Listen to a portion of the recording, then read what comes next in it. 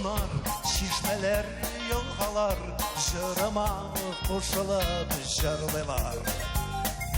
Damgalar, kalemler, sihirli tünlerde, yıldızlar yıtlığıp tınlılar.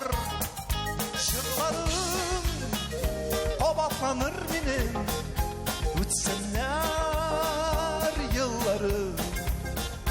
Jırlarım, qamatlarım benim, jırlarım, hıyallarım. Jırlarım, qamatlarım benim, jırlarım, hıyallarım. Jırlarım, hıyallarım. Jırlarım, hıyallarım.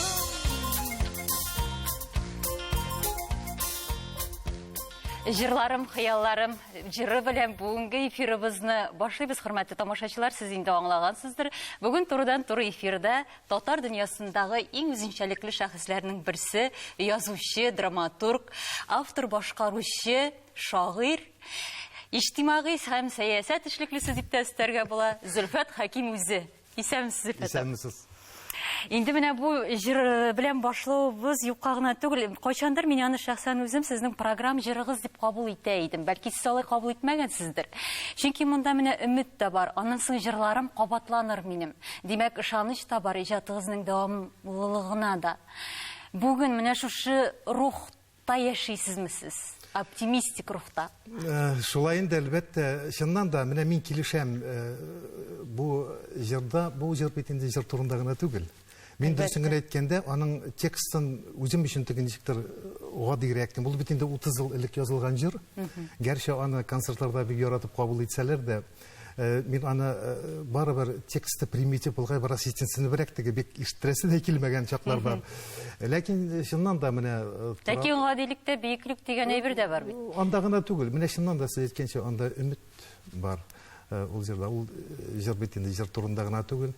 Аннары өметсез булмый, һәрбер җырда өмет бар. Ул теге ниндидер чарасызлык сугарылып, теге яңгырап яткан җырны аны халык кабул да итмәс иде бәлки. Өмет, минем әле бер афоризм да бар. Безне өмет яшәтә, өмет сүнгән вакытта әле бәлки өмет кабыныр дигән өмет яшәтә. Әлбәттә, һәрбер җырда өмет бар. Шул киләчәктә яшәргә, тагын нәрсәдер яңа эшләр гамәлгә ашырырга дип яши бит инде кеше. Менә бүген мин инде ниндирәк кәефтә килер икән, ниндирәк рухта менә сезне күреп, шундый ничектер күтәренкелектә, сез чыннан да бик шатландым, чын әйтәм. Аллага шөкер, сез инде теге телевизордан шактый вакыт күренми торгач, инде бу картайгандыр. Таяк белән килер дип уйлагансыздыр бәлки. Бераз иҗатта да югалыбрак торган кебек, әле безгә генә шулай тоела. Сезгә генә шулай тоела. Минем менә өр-яңа китабым чыгып ята, ул проза һәм сәхнә әсәрләре булачак. Аллаһ бирсә биргән булса, безнең китап Татарстан китап нәшриятында, Казан тутларында инде сез үзегез күреп күзәтеп торасыздыр, анда повестларым чыгып торды бу елларда. Сәер микроб. Сәер микроб. Микроб түгел. Сәер микроб, Газап дигән повестлар. 8 өр-яңа пьесам бар. Менә берсен әле Илгиз Зәйниев режиссер буларак минем шул пьеса Бармы ришвәткә дигән Бармы ришвәткә дәва исемле сатирик комедиямны Камал театрында куеп репетициялар бара. Күптән түгел Әлмәт театрында премьера булды. Буа театры минем Киләева дигән элекке комедиямны куярга җыйнаган Фәрит Бикчәнтаев куя. Шуңа күрә менә бит Оренбургта бер әсәремне куярга җыйналар иде, әле хәбәрләре юк. Шуңа күрә, әгәр дә мин телевизордан күренми торам икән, бу Зөлфәт Хәким иҗат итми дигән сүз түгел. Һәм Аллага шөкер, әле менә җыр белән башлап китте бит. Өр-яңа җырларым да бар. Менә дөресен әйтәм, вакыт кына җитенкерәми, аранжировкаларын эшләп ничектер менә каядыр чыгарырга. Дөньяга чыгарырга. Инде хөрмәтле тамашачылар, студиябыз телефоны 570-50-75, турыдан-туры бәйләнешкә чыга алмыйсыз бүген Зөлфәт Хәким соравы буенча, ләкин мөхәрриребезгә сез инде юллаган сорауларны минем аша җиткерергә мөмкин. Котлауларыгызны да, чөнки бу көннәрдә Зөлфәт Хәким үзенең гомер бәйрәмен билгели, шулай бит? 11 августта. Әлбәттә инде. Менә алдағы теманы давам итеп, сез кайчандыр әйткән идегез, гомер үтми, гомердән мин барам дип. Үтеп барам. Без үтеп барабыз дип. Менә ул бит монда бу бер максималистик фикер кебек ул. Үз-үзенә ышанган кеше генә әйтә ала. Чөнки күп очракта тормыш бездән тыш үтеп барган кебек. Сез менә үзегез шундый ышанычлы адымнар белән тормыштан. Бүген сез алай әйтә аласызмы? Әйтә алам, ләкин ул әйткән ул фикеремдә минем ниндидер бик күп тирән зур мәгънә ята дип әйтмәс идем мин. Сез кайзлаганча ук түгел ул. Менә бу дөньялык, менә бу яшәеш, менә бу җиһан, ул ниндидер бер зур константа. Без бит киләбез дә китәбез. Ул шул мәгънәдә генә әйтелгән. Анда ниндидер бик тирән мәгънә эзләргә кирәк тә түгел. Ләкин дөньяның хуҗасы итеп сизәсезме? Юк, дөньяның хуҗасы булу мөмкин түгел. Ул яшәрәк вакытта әлбәттә ниндидер теге, ул инде яшь вакытта бәлки ул табигыйдыр да. Кеше барыбер яшь вакытта гына түгел, менә хәзер мин 56 яшькә җитсәм дә мин барыбер үзем белән нидер пространствоны тутырырга телим бит инде тырышам. Ул инде ул табигать кануны, ул табигать законы, аны беренче талмыйсың син. Фақат шама дигән нәрсә генә булырга тиеш. Аны яшь вакытта бик аңлап та битермисең. Энергия да күп, яшь вакытта теләкләр дә зур, анда хыялларындагы канатлары көчле вакыт бит инде. Шуңа күрә яши аңлыйсың инде аны теге үзеңнән дә талантлырак булу мөмкин түгел. Үзеңнән дә акыллырак булу мөмкин түгел. Сиңа Ходай ничек биргән. Кешене шул хәтта чикле итеп яраткан Ходай. Аңа 2 күз, 1 баш, 2 борын тишеге, 1 авыз, 2 колак биргән. Шулай бит инде. 30 ничә хәреф, 7 нота. Салкын тиеп тә кеше үлеп китергә мөмкин. Юк кына нәрсәдән, хәтта кайгыдан да җыгылып үлергә мөмкин кеше. Шуңа күрә бу дөньяда дөньяның хуҗасы була, яки син җүләр булырга тиеш, дөньяның хуҗасы булам дисәң. Яки син ничек дип әйтәсең. Ләкин ул теге хис итү мәгънәсендә, тәэсир тойгылар мәгънәсендә. Ничектер сезнең менә хәтта ниндидер шул белдерүләр, ниндидер менә шушы юморы сүз, афоризмнар аркылы да ничектер сез үзегезне, мин беренчел, мин лидер, һәм бу шулай булачак та дигәнрәк ул подтекст ята кебек. Бәлки ул миңа гына шулай укыймдыр. Менә ул бик әйбәт, аның нәрсәсе бар. Амбициялар әйбәт. Кеше чыгып, әгәр дә менә сез шулай аңлагансыз икән, һәм мине кабул итәсез икән, һәм мине тапшыруга чакыргансыз икән, димәк сез минем бу фикер белән килешәсез дә күпмедер дәрәҗәдә. Шулай бит инде. Шуңа күрә монда болай чыгып, мин көчле, мин матур дип әйтеп кенә бит син барыбер теге мәхәббәт тә яулый алмыйсың. Дөньяның да яулый алмыйсың, хәтта аерым бер кешенең хатын-кызның да күңелен яулый алмыйсың. Мәсәлән, менә мин хәзер урамга чыгам да әйтәм, менә мин космонавт дип. Миңа кем ышана? Дурак дип әйтеп китәләр инде. Космонавт булыр өчен син космоска барып кайтырга тиеш. Вот, ижет монда да шундый ук нәрсә. Син лозунглар әйтәм бит, ул бәлки яшь вакыттагы лозунгларның ниндидер авазы. Иштәсездер сез минем. Шулай ук һәрбер сагыну үз-үзеңне сагыну. Менә Зөлфәт Хаким үзенең кайсы чорын сагына? Кайсы Зөлфәтне? Кайсы чорын? Сагынган чорлар күп инде алар. Бик менә төрле халәттә төрлечә сагынасың бит инде. Була кай вакыт теге депрессия вакытында син инде теге үзеңнең балачагыңда, үзеңне теге балачакта ничек дип әйтим, барыбер җиңелрәк бит инде. Әбиеңнең итәгенә теге алъяпкыч итәгенә ябышып торганда барыбер ничектер. Менә син анда әбиеңнең алъяпкычының итәгенә ябышып торганда бәлки син күбрәк дөнья хуҗасыдыр. Чөнки синең тирәдә бөтенләй барысы да синең күңелеңне күрергә телиләр. Әлбәттә, һәр акыллы кеше шул үзенең ана шул балачагын сагынадыр инде. Бар инде ул сагынулар, беренче мәхәббәтне сагынасың, башка фатирга күчсәң, яшәгән фатирыңны сагынасың, үзең туып үскән җирләрне сагынасың. Күп инде аларны санап бетергесез. Менә бу 80-нче еллар, ахыр 90-нчы еллар башында әле сез менә татар әдәбиятына, шул җыр сәнгатенә шаулап кергән чаклар сагындырамы? Білесізме? Әле ул сез аны шоулап кергән итеп тоймадыгызмы ул Мен вакыт? тоймадым аны. Мен менә күңел ихтияжы белән яшәдем, ләкин минем ул бик авыр чор иде ул минем. Шулаймы? Әйе. Минем бик нык авырып, мин монда эфирдә әйтмим инде ничек авырганны, ничек ул халаттан үрмәләп чыкканымны. Мин сөйләм ул кызык та булмаячак кешегә. Шул ук вакытта менә мин күрәм, менә концертларда моннан 25-30 ел элек язган җырларны җырлаталар барыбер. Каягына барсам да, каягына чакырсалар да бары шул җырларны сорыйлар. Һәм менә ул җырлар нәкъ ана шул иң нык авырып, җан газабы белән яшәгән вакытта язылганнар икән. Шуңа күрә, мин ул вакытта сизмәдем, белмәдем, аңламадым, нәрсә эшләгәнемне түгел. Ниндидер максат куймадым. Мин башка язучылар, башка композиторлар, башка җырчылар кебек нидер дан артыннан йөрмәдем, акча артыннан чапмадым мин.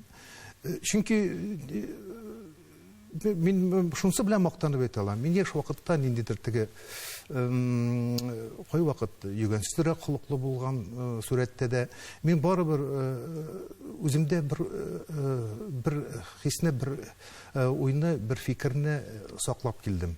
Яшь вакыттан ук. Белмим ул каян, минем өйдәге тәрбиядән булды микән ул. Бәхет артыннан чапсаң бер кайчан да бәхетле булмыйсың. Ул аны моңарчы миңа кадәр инде әллә кемдер әйткән, ул дөрес тә ул байлык артыннан чабучы кеше, акча артыннан чабучы кеше бер кайчан да бай була алмый. Чөнки аның чиге юк бит. Менә шуңа күрә мин ничектер миңа тәкъдим итүчеләр булды, Зөлфәт әйдә, син булдыра аласың дип, нидер теге бизнес компаниялар белән бергә электә эшләргә. Миңа ничектер менә үземнең юлым, үзем аерым индивидуаль рәвештә иҗат итү миңа кызыграк, рәхәтрәк булды. Мин үзем балачактан шундай булды. Минем дусларым да булмадым бер кайчан, якын дустым бар. Мин дус дигән төшенчәне хәтта аңламыйм да. Алай кыен түгелме яшәү? Дус белән җиңелме кешегә кыен яшәү? Миңа җиңелрәк. Дуслар белән. Әйе. Димәк, менә сез хатын-кыз. Сезгә дусларсыз булмыйдыр. Мин дус дигән төшенчәнең мәгънәсен аңлап бетерә алмыйм. Теләктәшлек белдергән, фикердәш булган, синең фикереңне куәтләп алган һәм сиңа кирәк вакытта сүз беләнме, башка нәрсә белән ярдәм итә алган кеше, ул бит дус булмаска да мөмкин.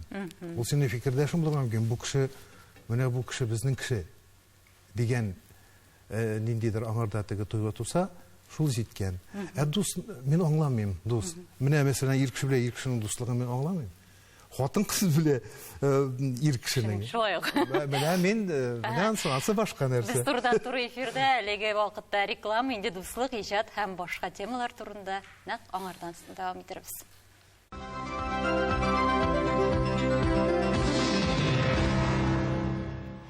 Безнең турыдан туры эфирдә бик үзенчәлекле шәхес, инде сезнең Габдулла Тукай исемендәге дәүләт премиясе икәнен дә әйтмәгәнмендер әле лауреаты икәнен. Ләкин менә шушы Зөлфәт Хәким турында сөйләгәндә, ул исемнәрне ниндидер мактаулы шушы сезнең регалийларны әйтәсе килмиде ул. Бөтенсе шулай бит. Ничендер менә әйтәләр бит, менә исем кеше өчен үзе сөйли дип. Шулай мин аны сизәм үземдә. Зөлфәт Хәким дигәч бөтен нәрсә аңлашыла диләр. Ул мине әлбәттә куандыра. Хәтта Хәким хан булсагыз да, без сезне кабул итәр идек. Минем тулы фамилиям Хәким Шуңа ханов. әйтәм бит, шуңа әйтәм. Бик чөнки ул чыннан да яңгырау кылы һәм ул сезнең характерга туры килә. Кебек. Инде шалтырату җыр сәнгатенә кагылышлы бар, менә җыр белән башлаган идек һәм бу очраклы түгелдер.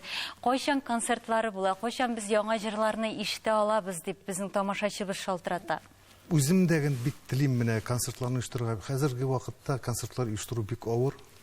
Мин чыксам тере музыкантлар белән, зур аппаратура белән чыгарга тиеш.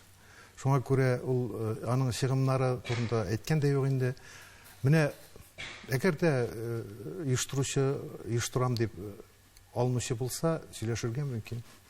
Ләкин концертларны эшләргә кирәк. Чыннан да яңа җырларым туып тора. Соңгы вакытта мин әле теге кайбер спектакльләргә дә җырлар яздыралар. Әлмәт театрындагы спектакльгә мәсәлән Тыңладым мен. Лилия Ахметова меңа тыңлаткан иде һәм Ал бик теге ошады. ул Черновой вариантына Әйе, теге әйе. өйдә генә язылган теге аларга аранжировкалы ясалмаган иде анда. Аларның барысында кулланмадылар алар анда әлбәттә. Әйдәгез инде җырлар турында сүз чыккач, әлбәттә менә бу тема яңалыгы, кыю фикерләр белән җыр сәнгатендә дә бит чагылды һәм менә мин шәхсән сезнең менә шушы нәкъ җырларыгыз аша сезне белгән кеше һәм хәтта инде поклонницыгыз дип әйттем. Нәкъ шушы иҗатыгызның шушы өлкәсен бик яратам. Һәм менә инде Фейсбукта да бүген тапшыру була дигәч, мин аның фанаты, мин дә аның фанаты дигүчеләр, язучылар булды һәм журналистлар шундый кызыклы, үзенчәлекле кешеләр арасында. Бу инде зур нәрсәдер. Әйдәгез шушы элеккеге җырларны искә алыйк әле. Яңалар турында соңрак сөйләшербез.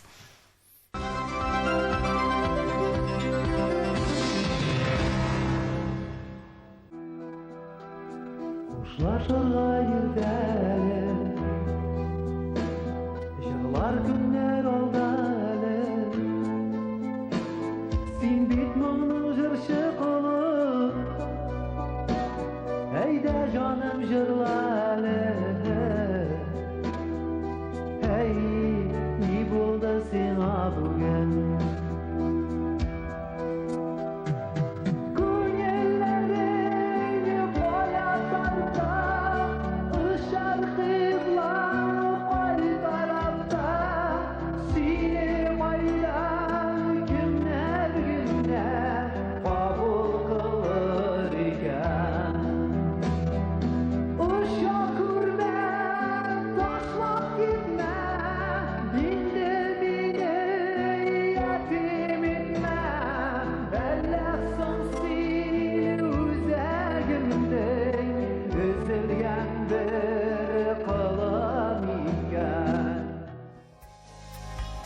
Mizgil soyun yana dolğun, mizgil soyun sağınan. Ne bolğandır zihnime, barasına dobanan. Minnen gitsin de yürü, күңелемнең яртысы. Сине югалтқан günне Ölürmen ahırısı. Sine yuvaltkan günü min ölermen ahırısı. Barır yolu ay tarafka kimler eydir? Üzeginde var mı eli yanar yalgın? Bugün mina sulış gibi tavışını iştu gire. Dünyaya bir avaz bir şey aziz halkam. Yırlarımdan ürilgen solama, dolqınlarda oyun şayarı. Jirdegiler tırap, oyunda yok şirge dayanu. İki yaktan kışkıralar mina, yangıratıp yarlar arası. Sal çayqala yüze bada halka, lakin girmiyor burası. İki yaktan kışkıralar mina, yangıratıp yarlar arası. Sal çayqala yüze bada halka, lakin girmiyor burası. Doğan yağın mengi kıyaş, yürek kısa sağın oda. Doğan yakta yeşil urman, günde irden eyde ozan. Anda eli yaşiman, izgilikke inanu var. Anda canlı şistardarday, matırlıkka sıkılanu var. Anda kişin dünya tıngaş, namaz okuyup bitiret ağlar. Anda sina yeşev girgen, мәңгілікке табыну бар.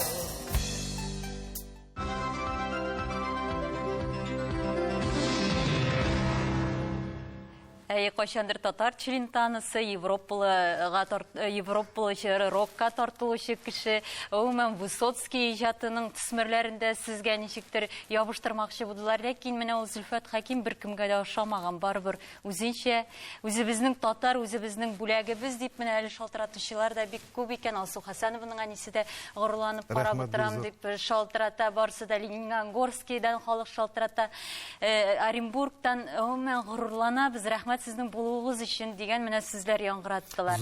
Әйінді көпшіліктің сұрауларын біз ақырдан вақыт қалса сізге юлларбыз.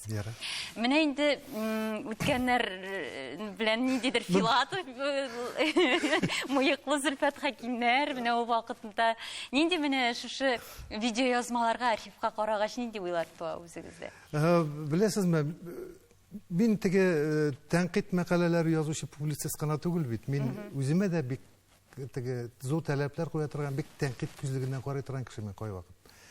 Менә мен иске язмаларны қарағаш, менә нәрсә булды сиңа бүгін деген жыр 30 жыл элек менә язылған.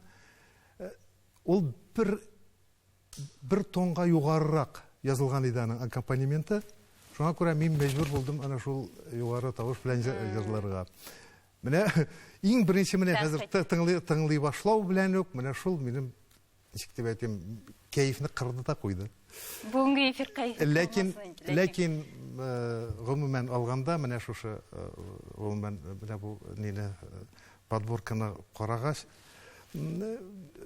тагын бер кат инанам, дөрес эшләгәнем, дөрес язганым үз вакытында кирәк булган икән дигән. Күп тагын яшәрләр, менә хәзер 30 ел вакытны чыдады, ул 30 ел эчендә ул җырны һәр вакыт сорыйлар, ул җырларны. Нәрсә булды сиңа бүген дигән җырны бигрәк тә. Һәм тагын гомерләре ничек озын булырмы?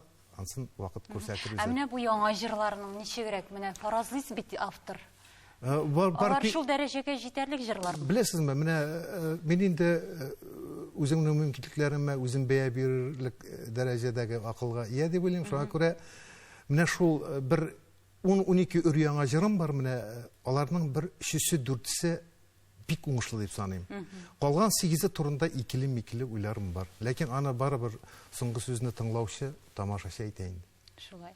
Әлбәттә җырларда, шулай инде сезнең романнарда, сатирик әсәрләрдә сез үзегез автор һәм инде башыннан ахырына кадәр үзегез хәл итсәгез аның язмышын әсәрнең драма әсәрләрен инде режиссер, рәссам күзаллауына буйсынып кабул итәргә туры килә. Менә бу кабул итү сезнең күзаллауларга туры киләме? Сез сәхнә вариантларыннан үзегезнең әсәрләрегезнең, пьесаларыгызның канәгатьме? Төрле вакыт була инде. Беләсезме, кеше бит ул канәгатьме дигән сорауга җавап итеп шуны әйтәсе килә. Кеше менә иртән турып күзгедән үзен карагач, үзенең чырайыннан шулай ук 100% канәгать була алмый. Менә мин бүген иртән тордым да үземне карадым да, фу, телевизорга барасың, үзеңне киттем, шалтыратасың. Вот. Шуңа күрә бар инде ул бит, мәсәлән, пьеса, спектакльләр, алар бит коллектив хезмәт. Ул башта мин ич поша иде, мин язган чарак түгел кайбер урыннары дип. Ләкин аны бер кайда китә алмыйсың син. Син монда инде үзең генә хуҗа була алмыйсың. Һәм аннары ышанырга да кирәк режиссерларга, актерларга. Чөнки без тиш барашына барып авызын ачып утыргач ышанып утырабыз бит. Нишләп әле без махсус белем алган режиссерлар актерларга ышанырмаска тиеш. Театр шундый нәрсә инде ул. Минем бит театрга килү дәген бик кызык булды. Камал театры. Камал театрына минем шул сатира юмор хикәяләре гөрләп чыгып, матбугатта көнаралаш диярлек сәяси сатира күбрәк инде чыгып торган вакытта мин Раул Шәрәфи белән кем беләндер очрашырга дип Камал театрына кергән идем. Әле аңарча мин Марсел Сәлимҗановлар белән таныш түгел идем. Коридордан Марсел Сәлимҗанов килә. О, урысчалатып, какие люди здесь у нас ходят? Әйдәле, вакытың булса 5 минутка керәләр дип бүлмәсенә алып кереп киттем. Мин ди рәхәтләнеп укыйм ди синең сатира юмор хикәяләреңне ди. Менә синдә ди ниндейдир драматург алымнары белән язасың, синдә ди драматургический чутье утыра, син безгә пьеса язып кара ди бу. Һәм мин Алтын тарак дигән бер сатирик хикаямны пьеса рәвешендә язып китердем. Мен аны әлбәттә ул драматургия буенча драматургия кануннары белән язылган, ләкин аны камил әсәр дип әйтеп булмый. Гәрчә теге ниндидер көтелмәгән вакыйгасы көтелмәгән булса да. Һәм мин ул пьесаны труппа алдында укыдым. Марсель абый үзең укыды иде.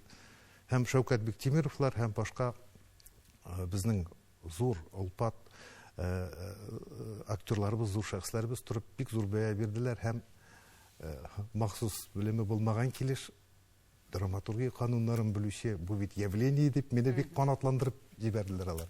Һәм аны ул пьесаны Марсель Сәлимҗанов үзе куйды. Һәм менә шулай безнең ул минем барлыгы 4-5 әсәремне куйды. Димәк, беренче әсәр аванс белән куелмады дип уйлыйсыз. Алай дип уйламыйм мин. Ниндидер мин инде ничек дип әйтим, аванс дип, гомумән театрда аванс белән кую дигән нәрсә юктыр ул. Беләсезме, ул драматургияның бик авыр чор кичерде 90-нчы елларда. Безне кайвакыт тәнкыйтьләр, менә бигрәк тә Марсель абый куйган минем әсәрләрдә менә публицистика күп. Бәлки Марсель Сәлимҗанов мине шуңа күрә тартып та китергәндер. Аның заманы шундый иде. Бәлки аңа шундый публицист кирәк булгандыр. Ул аннары алай гына түгел инде, ул минем прозаларыма да гашык кеше иде. Ул аны үзе дә әйтә иде, ул менә концерт 2001 елгы сентябрь алмады дигән концерт алдыннан чыгып әйтте ул сүзләрне. 93 елның октябрендә теге Пушка танклардан безнең парламентны утка тоттылар бит Мәскәүдә. Шуның туры трансляциясе булды. Мин театрга кердем, Марсель Сәлимҗанов карап утыра телевизор. Килде, менә хәзер уйлап кара ди. Менә шушы фонда ди нинди әсәр язып, нинди спектакль куеп, без ди халыкны шаккатыра алабыз хәзер. Һәм ул бик дөрес әйтә. Һәм ни өчен менә бу вакыйганы искә төшердем мин? Менә бүгенге көндә карагыз, интернеттан онлайн режимында сез менә бүген нәрсә бара? Бүген кайда кемне суялар, кемне шартлаталар, кемне яндыралар, кем батып үлә. Син карап утыра аласың шуларны. Нәрсә генә күрмисең син, әйме? Менә шушы. Ләкин без аны бит менә интернеттан да карый алабыз. Юк, менә сез тыңлагыз, менә әйме? Менә шушы фонда нинди менә әсәрләр белән кешенең игътибарын җәлеп итеп була. Нәрсә белән? Бит алай ярамый дигән сүзләрне, алай ярамый дигән кануннарны инде дини китаплардан моннан 50 мең ел элек язганнар. Инде бар мәктәпләр, инде бар гаиләләр. Бит 2 сәгатьлек спектакльгә алып килеп кешене, син аның аңын үзгәртә алмыйсың. Әгәр дә ул нидер җахил бәндә икән, син аны каядыр яхшы юлга бастыра алмыйсың 2 сәгать эчендә генә. Чөнки ул 2 сәгать түгел, әллә ничә еллар инде гаиләдә тәрбияләнгән, мәктәптә укыган. Шуңа күрә кайвакыт әдәби әсәрләргә, гомумән сәнгатькә артык зур таләпләр куялар шикелле. Бит инде хәзер менә ничек дип әйтим, менә хәзер бит аңлыйбыз инде. Ул тәрбияләми. Сәнгатькә тәрбияләү вазифасын бирү ярамый. Ул ниндидер бер тәрбияви, ниндидер бер циклда, ниндидер бер звено гына булырга мөмкин. Чөнки менә минем өйдә китапханам шактый бай. Ләкин мин ул китаплар минем күңелемә аваздаш китаплар. Кеше үзенең күңеленә, җанына аваздаш китапларны табып укый. Үзенең җанына аваздаш киноларны карый. Син бит каядыр теге ниндидер бер рецидивист төрмәдән чыккач, аны шундук алып барып спектакль карап, теге әни килде дигән спектакльнең башка ниндидер теге игелеккә өнди торган бер спектакльне күрсәтеп кенә ул арада гына тәрбияләп. Ләкин икенче яклап, мин сезнең белән бәхәсләшергә мәҗбүрмен, чөнки килешмим. Мәңгелек темалар кая? Анасын, чөнки менә бу бүген аваздаш бу вакыйгалар. Чыннан да актуаль, репортаж кебек яңгырый, улай бит. Ләкин иртәгә бит ул кызыклы булмаска мөмкин, актуаль булмаска мөмкин. Һәм ул менә бу мәңгелек, иҗатчы бит инде ул бар мәңгелектә калыр өчен. Сез ойлы күрмәгез, мин монда интернетны пропагандалыйм дип. Минем бит әйтәсе килде, безнең бит сүз бара 90-нчы еллар 90-нчы елларда авыр булды. Без зрительне тамашачыны югалтмас өчен публицистикада кергә мәҗбүр булдык. Мәҗбүр булдык. Шуңа күрә һәм хәзердәген дәвам итә. Безгә бит тамашачыны югалтмау турында гел көн сайын уйларга тиеш. Аны режиссерлар, театрның җитәкчеләре гел көн сайын гына түгел, алар сәгать сайын, минут сайын уйлап торалардыр аны, дип уйлыйм мин. Шуңа күрә мин тикмәгә Марсел Сәнҗәрнең теге әйткән сүзен менә шушы фонда ничек шаккатырга була дип. Ул бит тикмәгә әйтмәде аны. Һәм менә хәзерге җирлеккә менә мин кайтарып шул ук сүзне әйтәсе килә. Менә ничек шаккатырга, Аллаһка шөкер, менә йөриләр. Ана Лилия яшь режиссер Лилия куйган "Искенҗилләр кино" дигән спектаклем һаман бара. Мин аны җиңел комедия итеп язган нәрсә ул, ләкин халык рәхәтләнеп йөри бит. Кирәк бит. Димәк, тамашачыны турында гел уйлап торырга кирәк. Шуңа күрә җиңел комедияда булырга тиеш. Кай вакыт сезнең тарафтан да мин ничектер бер ишеттем, драматургия турында, нәрсә турында. Бездә беләсезме, драматургия бездә бик көчле, башкалар белән чагыштырганда. Башкортстан белән чагыштырганда. Татар театрында драматургия юк дип сөйләштеләр. Татар театры турында сөйләштеләр. Менә ул үзе булдыра алмаган кешеләр шулай сөйләшә гадәттә. Нишләптер? Ләкин моны режиссерлар әйтә бит. Юк, режиссерлар әйтә, чөнки режиссерлар аларның үзләре генә буласылар икән.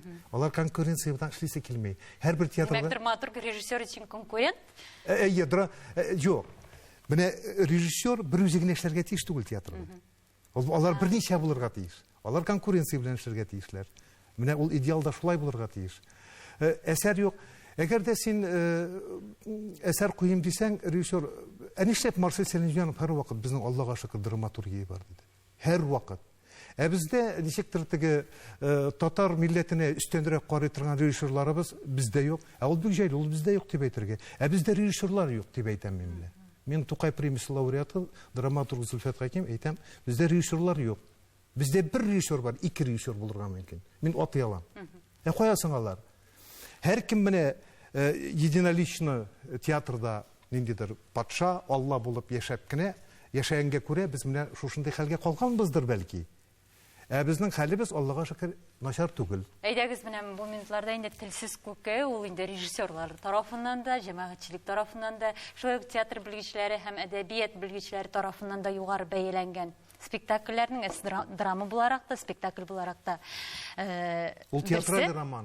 Театраль роман, әдәбиятка яңа термин буларак килеп керде ул татар әдәбиятына. Әйдәгез, менә бу спектакльдән бер үзек карабыз, аннан инде сөйләшүебезне дәвам итәрбез.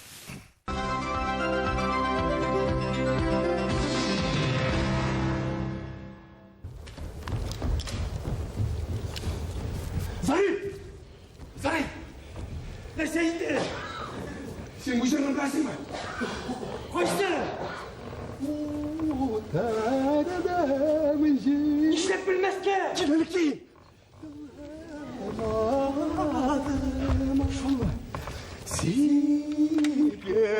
Сигердем şidenler şol Ni bulur iken dillerime Savab odip ey talmadım Ormanlarda yürüyen çokta adaştım yollarını şu kuyum yumuşak yıllarımı bilmedin kullarımı. Бросай оружие.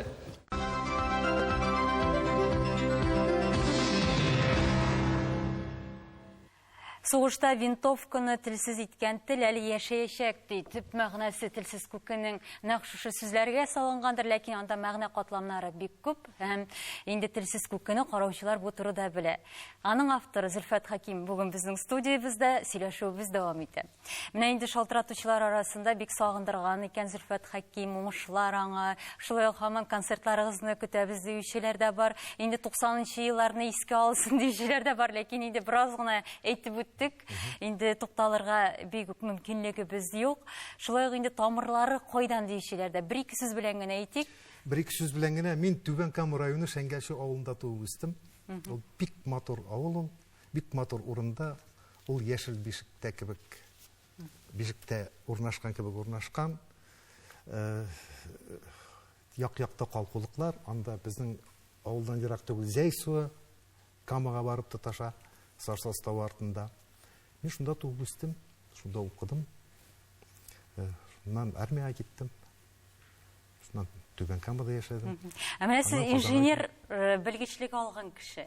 Мен химия технология институтының механик факультетін тәмамладым. Горький бит язучы, ул кеше җаннарының инженер дигән сүзләре дә бар. Менә бу ике белгечлек арасында язучы һәм инженер. Димәк, уртаклыклар булырга тиеш, юкмы? Язучыга иҗат эшенә укыту мөмкин түгел. Юк, укуу түгел, менә инженерның шулай ук ниндидер менә аның төп сыйфатлары бу. Ул чорына карап, без культурны цивилизация алмаштырган заманда яшибез. Культура бит инде культ, теге каберләргә, дингә табынудан килә бит инде ул культ сүзе. Культура бүгенге көндә без бүгенге нәрсә белән, борынгы иске әйберләргә табынмыйбыз, бүгенге нәрсәгә, ялтыравыклы әйберләргә, бүген чыккан җиһазларга. Менә шул культурны цивилизация алмаштырган заманда синең фикереңне инкар итсәләр дә барыр дөнья туктамый алга бара ул. Ләкин аның чорлары булган, шуннан да ул теге кешенең күңеленә тәэсир итә торган, кешенең аңын үзгәртә торган чорлар булган, язучы тарафыннан үзгәртү мөмкинлекләре. Бүген нинди максаты язучының? Язучының, беләсезме, язучының ул теге вакытта да, инженер человеческий душ булган вакытта да, ул аның төп вазифасы, ул дөньяны ничек тоемлый, дөньяны ничек күрә, ана шуны каләм белән кагазга язып кую. Фәкать шул гына. Син аның белән бер нәрсә дә эшли алмыйсың. Ул әкият сатмасындар. Менә кайбер теге бар безнең кайбер теге әһелләребез, үзләрен дахи дип йөрүче әһелләр, алар менә аларны шигырь язган өчен, аларны иҗат иткән өчен күтәреп йөртергә тиешләр, аларга табынырга тиешләр, алар ниндидер. Ул алай түгел ул. Һәркем җырчы, һәркем шагыйрь. Аерма фәкать сыйфатта гына дип күптән әйткән инде мин. Чөнки һәркемнең, ничек дип әйтим, күңелендә шагыйрь ята, һәркемнең күңелендә җырчы ята. Теге тавык савыт жуган вакытта дагы хатын-кыз җырлый, ул бит инде ул тикмәгә түгел. Шуңа күрә бүгенге көндә әйтәм бит, культурны цивилизация алыштырган вакытта иҗатчының ул бит инде рух барыбер читкәрәк итилде. Матди нәрсәләр өскә калыкты. Моның өчен дә кешене, ләкин бу гаепләп булмый. Аның затлы ризык ашыйсы килә икән, затлы диванда ятып йоклыйсы килә икән, аның өчен затлы машинада йөрисе килә икән, кешене аның өчен ачуларга кирәк түгел. Синең китабыңны укымасалар, мәсәлән, ачуларга кирәк түгел ул кешене. Ләкин бу барыбер ниндидер шулай ук бер циклдыр, ул үтеп китәр. Чөнки рухтан башка булмый. Җырларым кабатлана дисез, менә бу тормышның Минем үземнең даным, үземнең тамашачым, үземнең укучым миңа һәр вакыт җитте. Алар үзгәрмәдеме? Беләсезме, мине шунысы сөендерә. Менә мин чыгыш ясаганда сәхнәдән игътибар итәм, минем тамашачы, мине тыңлаучы, мине укучы, алар затлы кешеләр. Алар акыллы, затлы, акыллы күзле кешеләр. Мин залга карагач мен горурлык хисе кичерәм.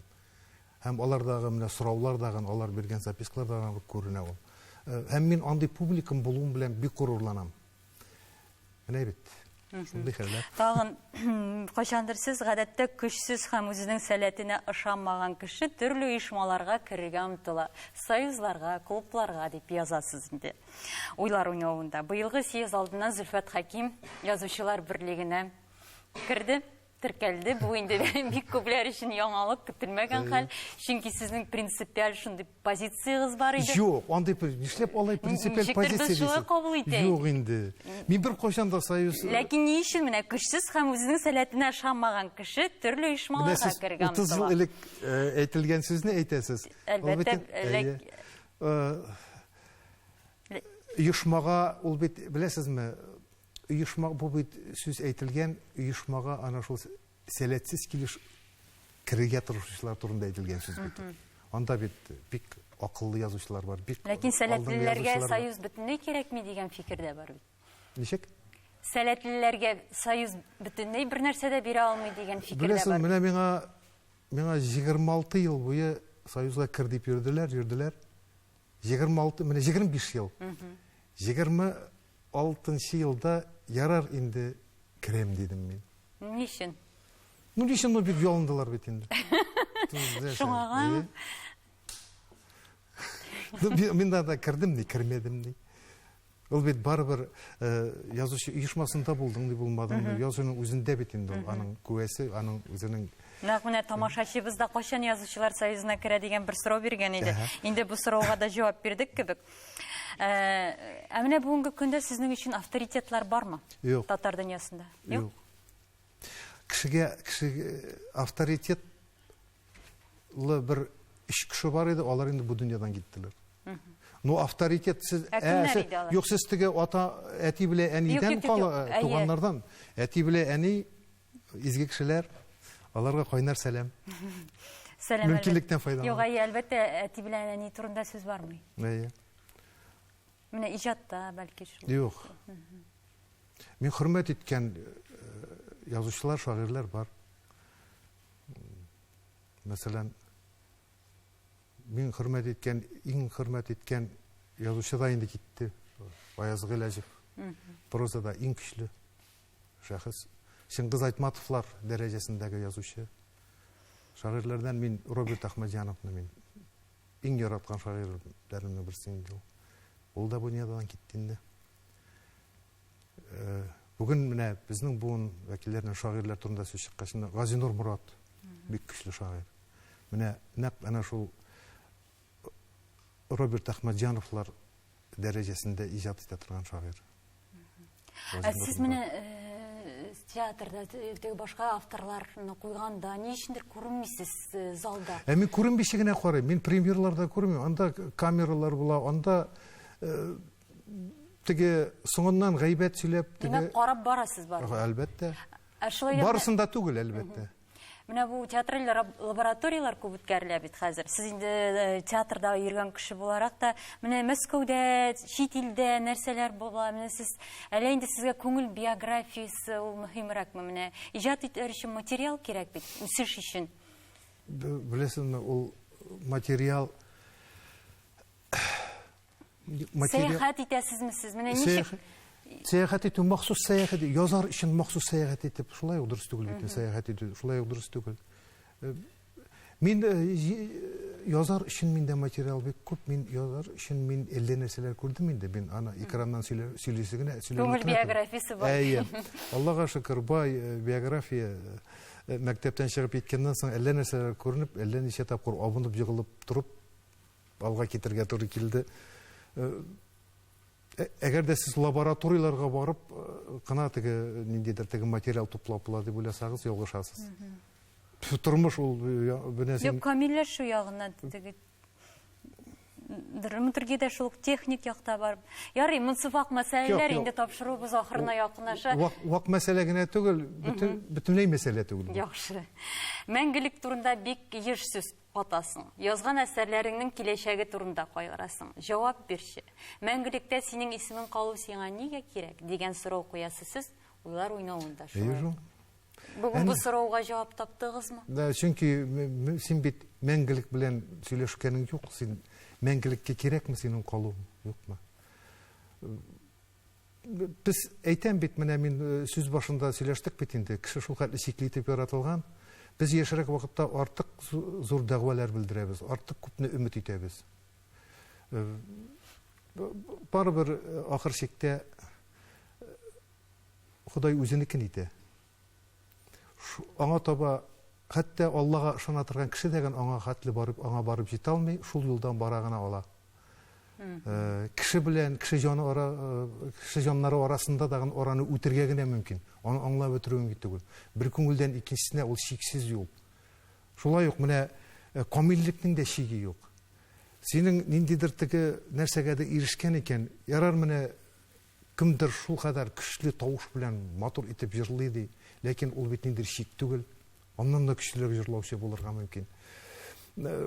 Шуңа күрә хак юлдан барырга мөмкин, бармаска мөмкин, шул турыда гына сүзне алып барырга була. Кайдыр нәрсәгәдер ирешү мөмкин түгел бу дөньяда. Бу дөнья шул кадәр түгәрәк, аны кайда башы, кайда ахыры икәнне дә аңламыйбыз. Шуңа күрә мәңгелек турында сүз башласалар, менә минем җинем сөймәгән нәрсә, әлбәттә менә теге редакцияләрдә эшләп утыручы язучылар, шагыйрьләр бик яраталар инде. Мәңгелек турында кемнең шигыре кала, мәңгелектә кемнеке калмый, хәл итеп утыралар. Кемгә кирәк синең беренчедән мәңгелектә каласыңмы, юкмы икән? Каласыңмы, юкмы? Мәңгелеккә кирәкме ул гомумән? Шул турыда уйлаучы юк нишләптер. Язучының үзенә кирәк инде беренче чиратта. Әлбәттә, дан өчен ул теге данга сусаган кешеләр. Амбиция, бу шул тәкәбберлектә бардыр монда. Әлбәттә, ләкин аның шамасы булырга тиеш. Ул әлбәттә булырга тиеш, күпмедер. Һәрбер кешедә, иҗат кешесенә генә түгел, һәрбер кешедә булырга тиеш амбиция. Чөнки башка, ләкин шама дигән нәрсә, борынгы греклар дөньядагы bütün фаҗигаларны шама хисен белмәүдән килгәннәр. Шаманы белмәүдән. Мәсәлән, бер капчык он сиңа җитә икән, нишләпсең 10 капчык кыскылыкка китереп куясың. Үзеңнең әнигә, клетеңә алып кайтып куясың. Менә кай вакыт чиновникларны күрсәтәләр, анда теге фәлән миллиард доллар урлап, 32 миллионлык авторучка ник кирәк булган ул чиновник, аңламыйм мин. Бәлки менә ул пенсионерларның, мәктәпләрнең теге балалар бакчаларындагы теге матди якның начар булуы, бәлки шуның белән бәйледер. Ул бер чиновник кына хәзер сөйләп утырасыз, менә әле күптән түгел бер булган әңгәмәгездә сез канәгатьсезлек, гомумән гомер белән, тормыш белән, үзегез белән канәгатьсезлек турында сөйлисез. Ләкин сез әлеге вакытта ничектер менә суфыйлар кебек сөйләшәсез. Ягъни инде гармониядә яшәүче, үз белән, тирә-як белән гармониядә яшәүче кеше кебек. Димәк, менә бу үзгәрешме ул? Әллә инде бүген сезнең кәефегез шундыймы? Аңлап бетермәдем. Димәк, тормышта менә сез инде иҗатта ниндидер үзеңнән югары сикергә кирәкми дисез. Ничек биргән Ходай талантны шуны һәм бүгенге көндә менә барсы да дөрес кебек. Ничек кирәк вакытында эшләнә, һәм инде ниндидер байлыкка омтылмыйсыз. Димәк, бу бит үз белән гармониядә яшәүче кеше. Сез бер әңгәмәгездә иҗат ул менә шушы гармония барлыкка килгәч тә тәмамлана дисез. Шулай дөрес әйтәсез. Ул үзең белән гармониядә була алмый инде ул иҗат. Үзе белән гармониядә була алмый иҗат кешесе. Әле Лев Толстой да әйткән бугай бит. Пока во мне есть энергия заблуждения, я буду творить, я буду писать дигән. Бит дөресен әйткәндә, менә мисал бер куркыныч сүз әйтәм инде. Инде бер әйткән бар, миңа бик үпкәләп йөрүчләр дә булды. Теге бер куркыныч дигәсез, күзләрегездә курку чагында. Юк, сезгә куркыныч түгел. Гомумән иҗат эше ул мин теге ничек дип әйтим. Ул күпмедер дәрәҗәдә иблис эше кебек. Чөнки иҗат өчен ниндидер конфликт кирәк. Иҗат өчен, сәнгать өчен иблис, хис кирәк. Хисләнү ул Аллаһ Тәгаләдән җырга итә кешене. Мин брук теге мине теге ничек дип әйтим, артык дини кеше дип уйламасыннар. Мин Аллаһка ышанам, ләкин инде дин кануннарын нитеп утырады. Монда диндарлык. Киресенчә сиздә. Шуңа күрә миңа кай вакытта нишләпсең син язасың? Мин әйтәм, минем эчтә конфликт яшый. Хак юлны тапкан икән кеше, ул язудан туктый. Ләкин ул юлдан барганмы, бармаска мөмкин. Ләкин ул юлны табарга кирәк. Ни өчен менә иҗатчы кешенең һәр вакыт ул ниндидер теге уйга баткан була. Инде Аллаһка ышанучы кешенең аның күзе дә якты, йөзе дә якты була.